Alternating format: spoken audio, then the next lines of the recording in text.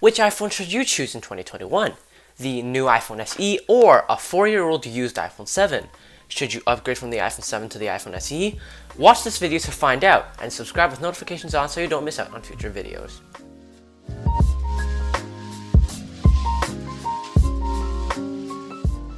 Whether you want to upgrade from your iPhone 7 to the iPhone SE, or you want to see if spending more on the SE is worth it, watch this video.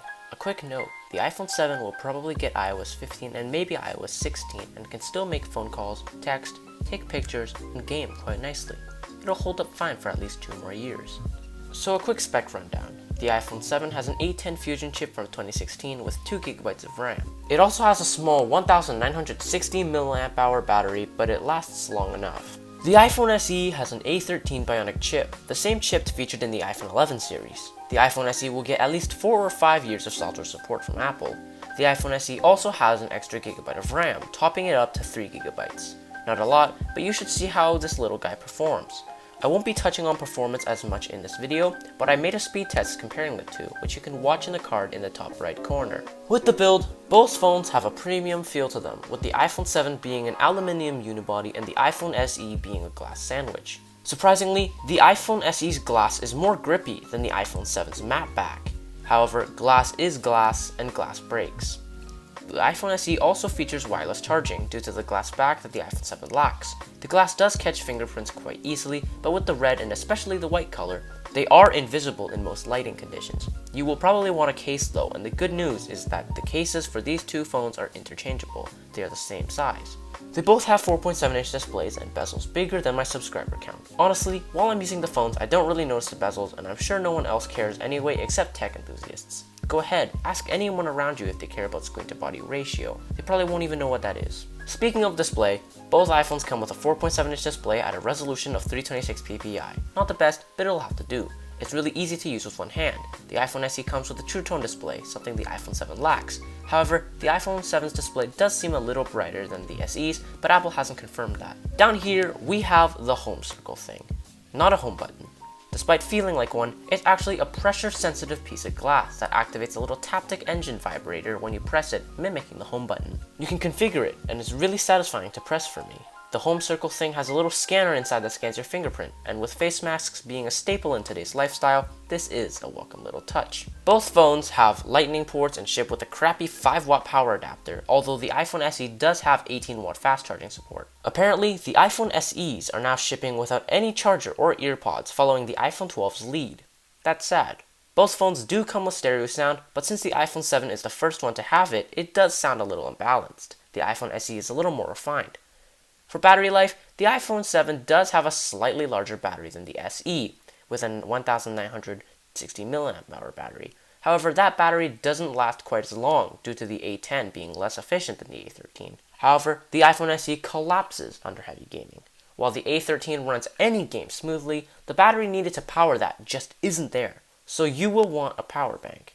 In daily use though, both of these have lasted perfectly fine in light to medium use without any problems. Camera-wise, the iPhone SE has a mystery sensor. Apple hasn't confirmed that it's the same camera that's on the iPhone XR, but it sure seems like it. However, the pictures on the iPhone SE actually look better than the iPhone XR, just because the A13 has better image processing. The iPhone SE has an improved flash and smart HDR. No night mode is kind of a bummer, but the flash really is impressive. Another iPhone SE exclusive feature is portrait mode. This first debuted on the iPhone 7 Plus and required 2 cameras. However, on the iPhone SE, the A13 is so powerful that you don't need 2 cameras. It even works for that little sensor on the front. Here's a short little photo shoot comparing the SE versus the 7th camera. Let's say you want to take a picture of the beautiful snowfall outside. I shot this through a window, and you can see that with the iPhone 7, the iPhone SE's shot looks more natural and balanced compared to the iPhone 7's grainy shot. Here is a photo of a green sprout next to a sunny window. You can see that there's too much exposure here. The iPhone SE spreads it out more evenly. However, the iPhone 7 does have a more natural looking tone in the bottom half of the dirt than the SE. The SE's looks like it was put through a Snapchat filter. Here's a low light stairway shot. You can see more with the 7, but again, the exposure is a little too bright around the edges and it's grainy. The SE you can't see much, but it's more sharp and nothing's really too bright. Here we have a flash test. Each one of these photos was shot separately so they don't interfere.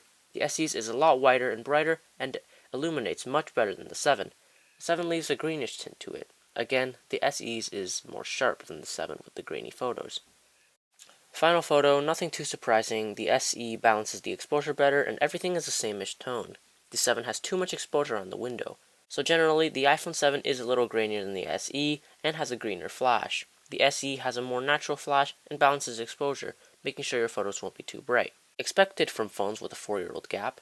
For video, both phones have 4K capabilities, but only the iPhone SE has 4K at 60 frames per second. The iPhone 7 is stuck on 30 frames per second. Video is also just a tiny bit more refined on the SE than on the 7, but the differences are not very noticeable.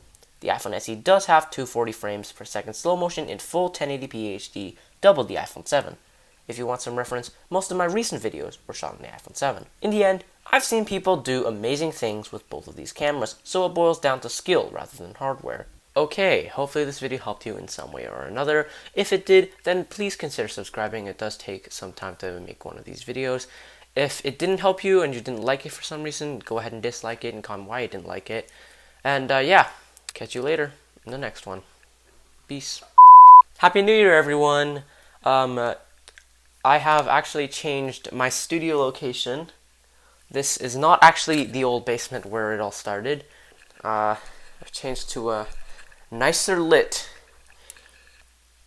It's actually a lot brighter in real life. It's a lot whiter than the sort of orange light, yellowish light in the thing. And yes, I am using a granola bar box as a tripod supporter stand, but yeah. So I moved to an upstairs location. It's quite a bit more roomy, and I've also got the editing computer thing here. Got the headphones, got the charger, got the stand, and yeah.